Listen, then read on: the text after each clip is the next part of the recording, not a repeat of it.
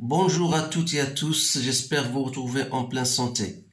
Bienvenue dans votre site maths et physique en poche. Dans cette séance, je vais partager avec vous, chers étudiants et étudiantes, un sujet d'un examen de baccalauréat d'un pays, bien sûr, africain.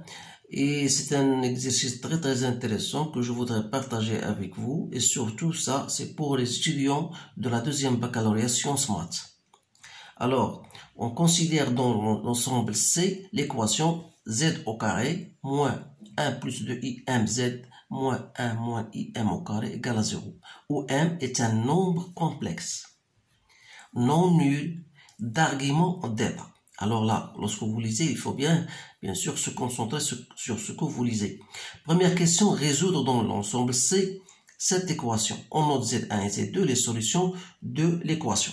Donc, pour répondre à cette question, on va répondre à la question par question. Vous pouvez stopper la vidéo et répondre aux questions posées, puis après, vous comparez vos résultats.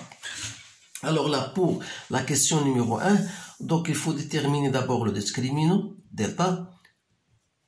Alors, delta n'est autre que 1 plus 2i au carré, m au carré, plus 4, 1 moins i, m au carré. C'est-à-dire, c'est 1 moins 4 plus 4i m au carré plus 4m au carré moins 4im au carré. Donc, vous allez effectuer votre calcul, vous allez trouver m au carré. Alors, ça veut dire que Z1 est égal à 1 plus du i m moins m sur 2. Donc, c'est im. Et Z2, c'est 1 plus de i m plus m sur 2. Donc, vous allez trouver m 1 plus i. Donc, voilà la réponse à la première question, c'est facile. Donc, la deuxième question B, montrer que Z1, Z2 est un réel strictement positif si et seulement si d'état égale à 5π sur 8. Alors, vous savez bien sûr que si Z1, Z2 est positif, ça veut dire quoi? Ça veut dire que l'argument de Z1, Z2 égale à 0, d'après votre cours, modulo 2π, sans oublier bien sûr que d'état appartenant à 0π, d'après l'énoncé. Donc, ça veut dire quoi? Argument de Z1, Z2, c'est quoi? C'est l'argument de Z1 plus argument de Z2. Donc, égal à 0, d'état toujours appartient à 0π. Donc, je reviens. C'est quoi l'argument de Z1? L'argument de Z1, c'est l'argument de MI, d'après ce que vous avez trouvé, plus argument de Z2, c'est-à-dire c'est argument de M, 1 plus I. Tout ça doit être égal à 0, d'état toujours appartenant à 0π, ça veut dire que argument de m c'est l'argument de m, et comme m est un nombre complexe d'état, d'argument d'état, donc vous dites voilà, argument de m et c'est argument de m plus argument de i. Argument de i c'est p sur 2, donc il nous reste d'état plus p sur 2, plus argument de m plus m, c'est l'argument de m qui est égal à d'état, plus argument de 1 plus i, vous le savez, c'est quelque chose de plus facile. Donc, tout ça égale à 0.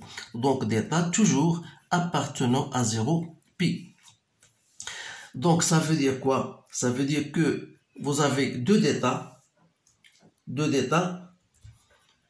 plus 3π sur 4 égale à 0. Toujours ça, c'est le modulo 2π. Et d'état appartenant à 0π sur 0π, pardon.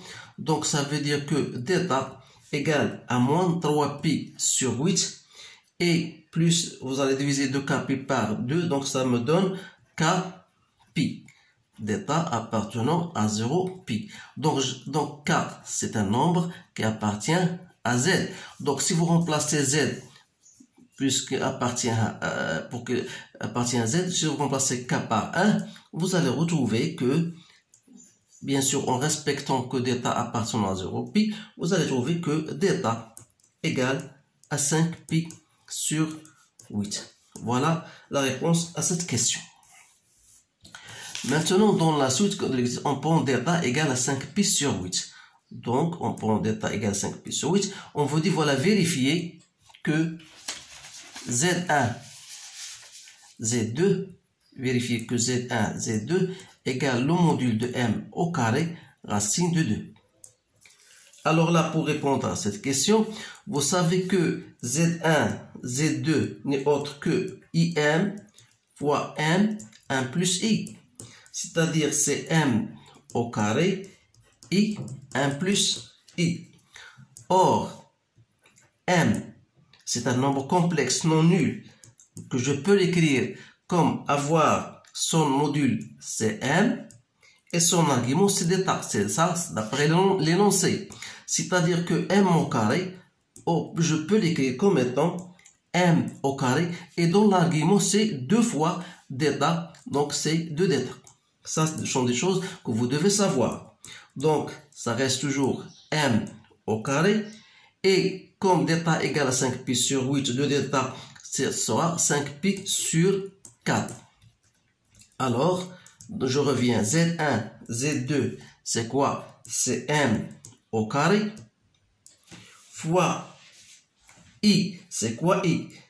Donc, M au carré fois I fois 1 plus 4. Ça me donne M au carré, donc c'est l'exponentielle de I 5pi sur 4, fois I, c'est l'exponentielle de I pi sur 2, et 1 plus I, c'est l'exponentielle de I pi sur 4, racine de 2. Voilà, donc tout ça, ça me donne M au carré, l'exponentielle de I pi, c'est-à-dire c'est le module de M au carré, racine de 2. Donc, sans oublier bien sûr qu'on a l'exponentielle de c'est 2 cosine de 2pi plus I sinus de 2pi. Donc, il reste racine de 2 ici. Donc, racine de 2, donc c'est M au carré, racine de 2. Voilà, on a bien montré que Z1, Z2 égale à M au carré, racine de 2. Maintenant, je vais passer à la suite de l'exercice, donc la question 3. Voilà, vous pouvez toujours stopper la vidéo pour lire comme il le faut et répondre aux questions. Voilà. Soit t un nombre réel strictement positif, on pose m égale racine de t sur racine 4 de 2, l'exponentielle de i5pi sur 8. On se propose de construire les points M1 et M2, image des solutions Z1 et Z2 de l'équation E, correspondant au nombre complexe M. Dans la figure 2 de l'annexe, voilà, je vais vous présenter la figure. Bien sûr, un repère orthonormé au UV, les points BC sont les points d'affixe respectivement racine de 2 et 2 et T. E est le point d'intersection de demi-cercle de diamètre BC avec l'axe OV. La première question montrait que OE au carré égale à OB OC. Alors là, pour répondre à cette question, voilà, on vous a donné voilà ce qu'ils ont donné. Ils vous ont donné tout simplement ce demi-cercle. Voilà, on vous donne voilà le point B et voilà le point C. Le point B d'affixe moins racine de 2 sur 2 et le point C, c'est d'affixe, voilà, T. Voilà. Ceci, ce sont des données. Alors, on vous donne, voilà, montrer que OE au carré, donc E appartient bien sûr au cercle, voilà. D'après leurs données, E est le point d'intersection du demi-cercle BC avec l'axe OV, voilà E. Alors, on vous donne montrer que OE au carré égale à OB multiplié par OC. Alors là, vous avez une remarque, il faut remarquer une chose, c'est que dans un cercle de diamètre BC et E appartenant bien sûr au cercle, ça veut dire quoi? Ça veut dire que appartient du cercle de diamètre BC, ça ce sont des choses que vous devez connaître. Alors le triangle OBEC, c'est un triangle rectangle en E. Ça, ce sont des choses que vous connaissez. Donc voilà, j'ai fait cette avec ma règle. Donc voilà, comme E appartient à cercle de diamètre AB, à chaque point du cercle, vous trouvez toujours un triangle rectangle. Voilà la première des choses à connaître. Deuxièmement, et aussi les triangles. Je considère les triangles, bien sûr, OCE et OEB, voilà, et OEB sont aussi des triangles rectangles, donc sont rectangles en haut. Alors, si je travaille avec la tangente de OEC, c'est quoi? La tangente, bien sûr, OEC, c'est la partie opposée à l'angle. Voilà, ce sont des choses que vous devez savoir. Donc, voilà, OEC, OEC, OEC. Donc, la tangente de cet angle-là, c'est le côté opposé, OC, sur l'adjacent, c'est-à-dire sur OE. Donc, je vais écrire ça, bien sûr. Donc, c'est OC sur OE. Donc, tangente de BEO. Donc, c'est OB sur OE. Donc, ça veut dire que la cotangente, si je travaille avec la cotangente de BEO, vous savez que la cotangente, c'est l'inverse de la tangente, donc c'est OE sur OB. D'autre part, vous avez tangente de OEC, c'est quoi? C'est la cotangente de pi sur 2 moins OEC.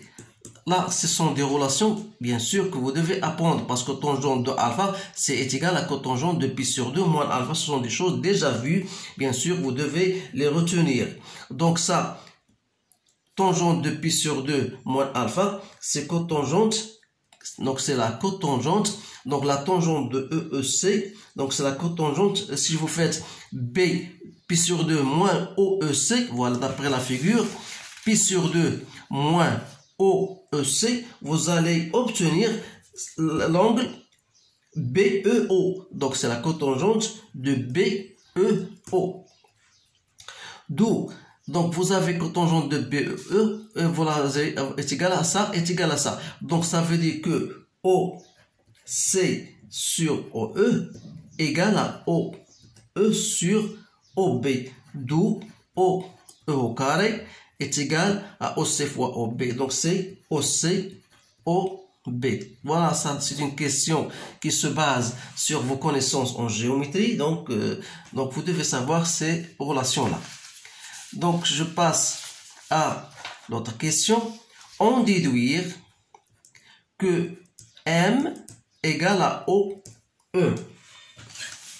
Bien sûr, qu'est-ce qu'on a? On a M égale racine de t sur racine 4, 2 exponentielle de i5 pi sur 8. Alors, ça veut dire quoi? Ça veut dire que le module de M, c'est le module de ça. Donc, c'est racine de t sur racine 4 de 2. D'autre part, on a EE au carré, c'est OC, OB. C'est-à-dire, vous avez C, c'est d'affixe t, et OB, c'est d'affixe moins racine de 2 sur 2. Donc, OC, OT, donc c'est quoi? C'est T racine de 2 sur 2. Donc, ça veut dire que OE, c'est quoi? C'est racine de T, puisque OE au carré égale à ça. Donc, ça veut dire aussi c'est la racine de tout ça. Donc, c'est la racine de T, racine de 2 sur 2 en racine. Donc, c'est quoi ça? C'est racine de T sur racine de 4, 2, bien sûr, fois racine de T. C'est bien ça. Donc, ça veut dire donc en final que OE n'est autre que le module de M. Parce que voilà, ça n'est autre que ça. Donc, ça égale à ça. Donc, OE égale à M. Donc, ce sont des questions très intéressantes, mais qui nécessitent un peu de concentration. Donc, voilà, je vais passer à la dernière question qui est un peu difficile. Donc, on déduire une construction. D'abord, construire. On vous dit, voilà, construire le point A d'affixe, bien sûr, M. Donc, qu'est-ce qu'on a dit? Que l'argument de M, c'est 5pi sur 8. Donc, si je fais mon calcul avec en degrés, c'est 112, à peu près 112,5. Alors, pour construire le point A, bien sûr, il est dans le module OE, donc il doit appartenir à un cercle, bien, un demi-cercle de centre, voilà, qui doit appartenir à ce cercle-là. Son rayon, c'est OE, mais il doit avoir son module, son argument, c'est 5π sur 8. Donc, vous allez utiliser, bien sûr, vos travaux comme j'ai fait. Donc, j'ai mesuré l'angle 5π sur 8, ce qui m'a donné 112,5. Donc, j'ai fait comme ça, voilà. Et j'ai trouvé à peu près, voilà, 112,5. Voilà, c'est bien ce point-là. Donc, je vous montre seulement comment je l'ai fait pour, bien sûr, trouver ce point-là.